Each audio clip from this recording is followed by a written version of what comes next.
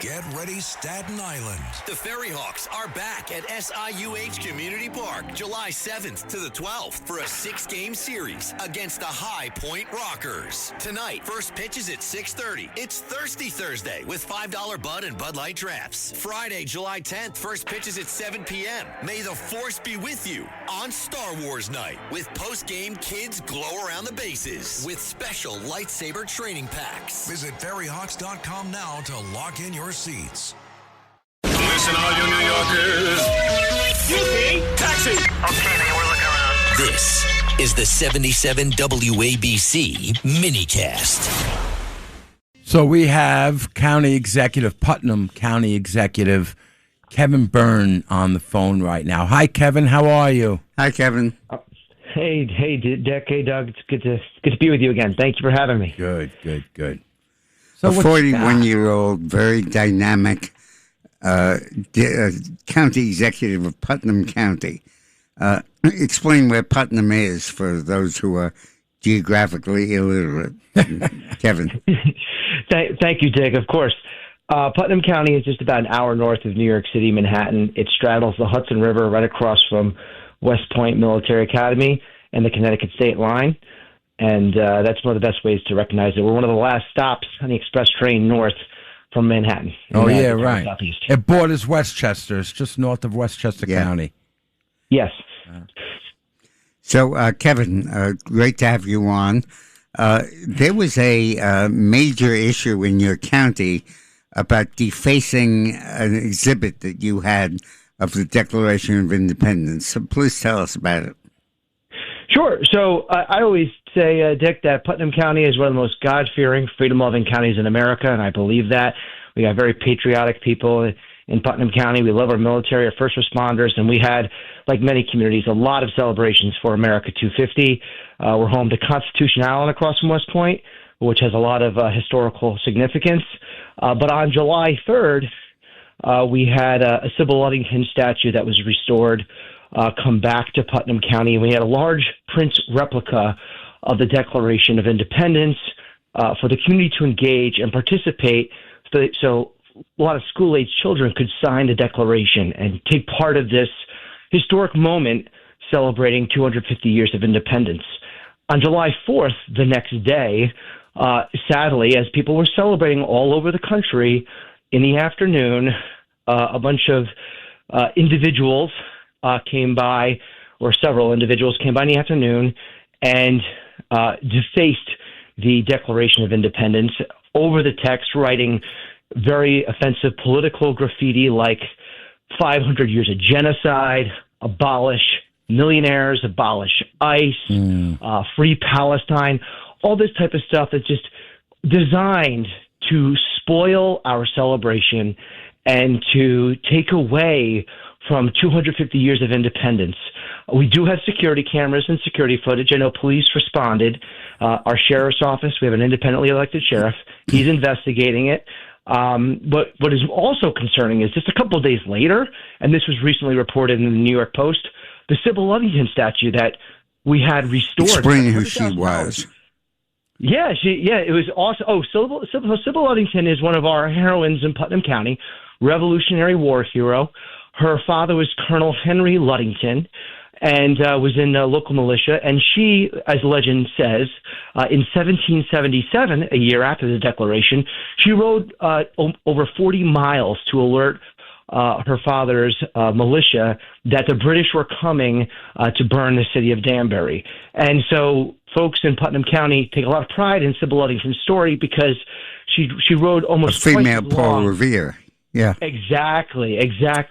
So it's she's the icon, the heroine. Even though General Israel Putnam is our namesake and he's a hero from the Battle of Bunker Hill, a lot of people in Putnam County take great pride in Sybil Ludington's story.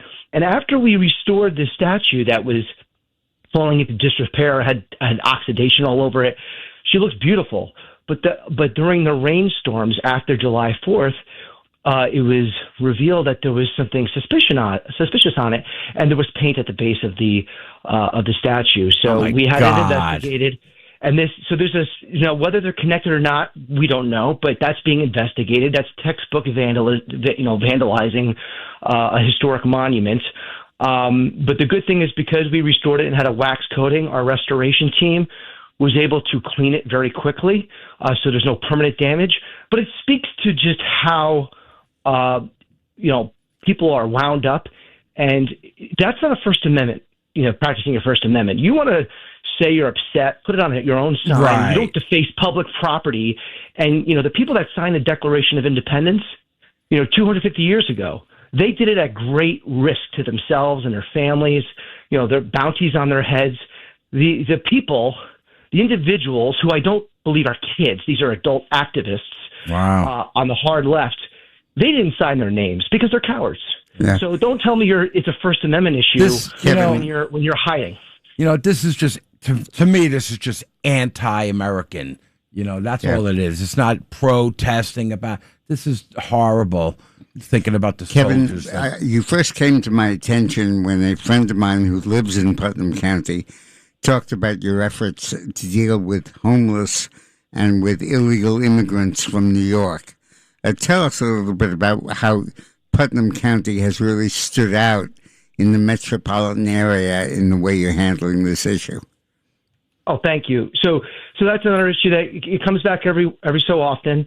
It was really supercharged in 2023 when we had homeless illegal migrants traveling all over the country, and including New York City, because of its failed sanctuary city policies. It becomes a magnet for illegal homeless migrants. And at the time, it was Mayor Eric Adams was offloading their responsibility, shuttling these individuals to other suburban communities. And it was at a point where every single county surrounding Putnam had a hotel or motel taken over.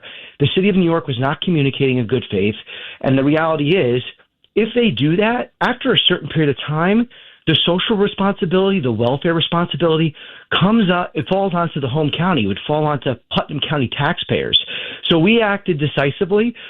We enacted an emergency declaration. I actually worked with the legislature at the county level, passed a local law, declared Putnam County a rule of law county, so we could make it very clear that we are not a sanctuary county. Good. And the city of New York sued us at that time. We fought back. The suit was dismissed in its entirety. The reality is they shouldn't be able to offload their responsibilities onto their neighboring communities. That I believe in that strongly. It's not fair to anyone, including those people who are in the country illegally for whatever their circumstances. You shouldn't be just shuttling people around like that. And it's not fair to fall on Putnam County local taxpayers. But we pushed back hard. We got all sorts of ugly names hurled our way because people were misinformed. And now you have it only gets harder because of these failed policies at the state level with Kathy Hochul and the state legislature in Albany trying to codify these measures to make New York a sanctuary state. And I used to be in the state assembly representing Westchester and Putnam, so I'm familiar with some of these just ridiculous laws, pro-criminal laws, eliminating bail, discovery reform, trying to make it impossible to communicate with federal law enforcement. We've seen that only be supercharged. I've seen activists at our local school board in Mayapack, where I live and call home. The Mayapack School Board, you had activists trying to call for one of their board members to resign. They were doxing him because he is a federal agent and works for ICE.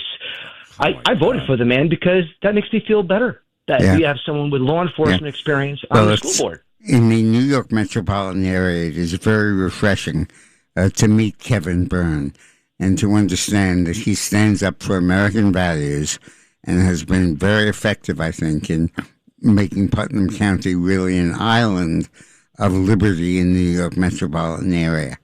So thank you, Kevin. I'm very happy you came on the show. Thank you so much, Kevin.